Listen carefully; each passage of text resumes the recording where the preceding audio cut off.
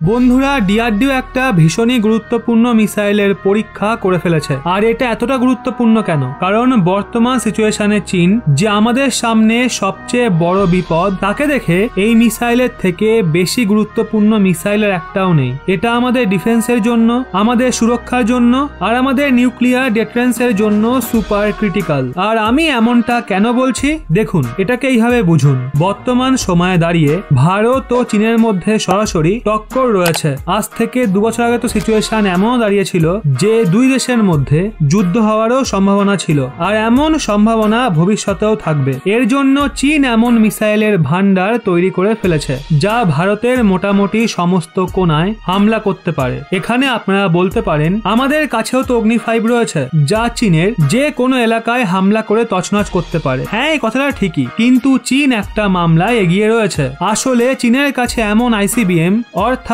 3টার continental ballistic missile মজুত রয়েছে যা ভারতের প্রত্যেকটা এলাকায় হামলা তো করতে পারে। তার থেকেও বড় কথা, সেটাকে সহজেই ট্রান্সপোর্ট করা যেতে পারে ট্রাকের মাধ্যমে। 5 মিনিটে রেডি টু ফায়ার করা যায়। আর এটা বড় ব্যাপার কেন? তো এটা এর জন্য যে আইসিবিএম হয় যেমন অগ্নি 5, এটাকে খুবই সহজে সন্ধান করা যায় যে এটা কোথায় মোতায়েন রয়েছে, কারণ এটাকে মোটামুটি মাটির নিচে মোতায়েন করা হয় আর মাটির ওপরে একটা সিল থাকে, আর ওখান থেকেই মিসাইল লঞ্চ হয়ে শত্রুদের দিকে ছুটে যায়। স্যাটেলাইট ইমেজের মাধ্যমে এমন মিসাইল সিলকে খুব সহজেই খুঁজে পাওয়া যাবে। সেক্ষেত্রে শত্রু যুদ্ধের শুরুতে সবার প্রথমে ওখানেই অ্যাটাক করবে আর নিজের শত্রুকে বিকলাঙ্গ করে দেবে। এই বিষয়টাকে মাথায় রেখেই চীন এমন লং রেঞ্জ আইসিবিএম মিসাইল বানিয়ে ফেলেছে যেগুলোকে ট্রাকে করে খুবই সহজে এক জায়গা থেকে অন্য জায়গায় ট্রান্সপোর্ট করা যায়, যার লোকেশন কয়েক ঘন্টার মধ্যেই পাল্টে ফেলা যায়। আপনারা এমন মিসাইলকে ট্রাকে করে খুবই সহজে গভীর জঙ্গলে নিয়ে গিয়েও লুকাতে পারেন,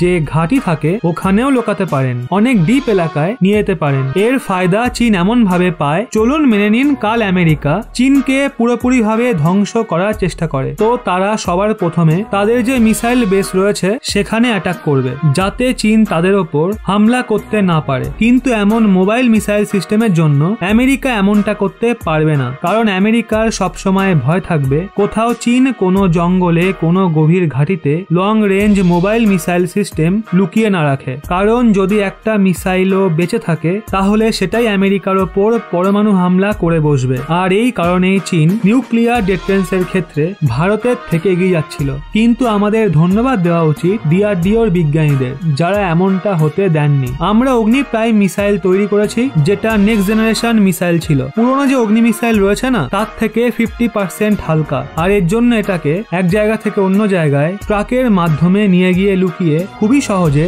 নিয়ে আসা নিয়ে যাওয়া করা যায়। আপনারা এটাকে ঘন জঙ্গলে লুকাতে পারেন বা গভীর কোনো ঘাঁটিতে মোতায়েন করতে পারেন যাতে শত্রু স্যাটেলাইটের মাধ্যমে মিসাইলের ঠিকানাকে ট্র্যাক করতে না পারে। আর আপনারা জেনে খুশি হবেন রিসেন্টলি সেটার 3য় টেস্ট করা হলো, যেটাকে সবচেয়ে বেশি ক্রিটিক্যাল বলে মনে করা হচ্ছে, আর এটা পুরোপুরি সফল হয়েছে। ডিআরডিও বলছে আমরা যে মিশন অবজেক্টিভ দিয়েছিলাম সেগুলো সব এই মিসাইল অ্যাচিভ করেছে, আর আমরা সেটাকে ফুল রেঞ্জে ফায়ার করেছিলাম আর সেটা তার সম্পূর্ণ রেঞ্জ অ্যাচিভও করেছে। মানে যে কোনো দিক থেকে ভারতের জন্য এই মিসাইল টেস্ট, যদিও এর আরো কিছু টেস্ট বাকি আছে, যার পর সেটাকে সেনায় নিযুক্ত করার প্রক্রিয়া শুরু হয়ে যাবে। তো বন্ধুরা, এই নিয়ে আপনাদের কি বক্তব্য নিচে কমেন্টে অবশ্যই জানান। আর এরকমই লেটেস্ট ইনফরমেটিভ ভিডিও পেতে অবশ্যই সাবস্ক্রাইব করুন রহস্য বাংলা।